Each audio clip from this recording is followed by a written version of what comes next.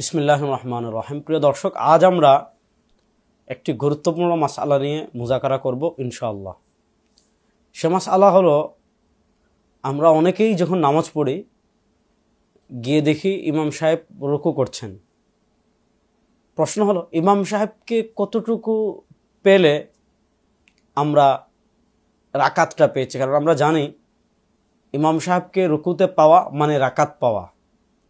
এখন প্রশ্ন হলো, ইমাম সাহেবকে কতটুকু রুকুতে পেলে আমরা রাকাত পাবো? এক্ষেত্রে ফতোয়া শামি বলেন, আলমগিরি বলেন, আমাদের ফিকহের নির্ভরযোগ্য কিতাবাদিতে যেটা বলা হয়েছে সেটা হলো, আপনি রুকুতে যখন আমরা যাই হাঁটুতে কি করি?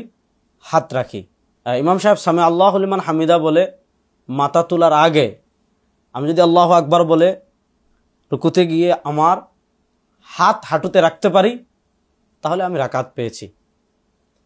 এখন আমি আমার হাত হাঁটুতে রাখার আগে ইমাম সাহেব যদি সামি আল্লাহু লিমান হামিদা বলে তার হাত তার হাঁটু থেকে ছাড়িয়ে ফেলেন, অর্থাৎ আমি এখনো আমার হাঁটুতে হাত রাখতে পারিনি রুকুতে গিয়ে, এর আগে ইমাম সাহেব তার হাত হাঁটু থেকে সরিয়ে ফেলেছেন, তাহলে আপনি রুকুও পাননি, আপনি রাকাতও পাননি। এক্ষেত্রে আপনি যদি ইমাম সাহেব দাঁড়ানোর আগেই আল্লাহু আকবার বলে বা ইমাম সাহেব তার হাত সরানোর আগেই আপনি হাঁটু পর্যন্ত ধরতে পারেন রুকুতে গিয়ে, তাহলে আপনি রাকাত পেয়েছেন। এখানে পুরো 3 তাসবিহ পেতে হবে, ব্যাপারটা এমন না। এজন্য যারা ইমাম সাহেবকে আমরা রুকুতে পাই, আশা করছি আমরা এই মশলাটা খেয়াল করব। আল্লাহ তাআলা আমাদেরকে সঠিক পথে পরিচালিত করুন। আসসালামু আলাইকুম ওয়া রাহমাতুল্লাহ।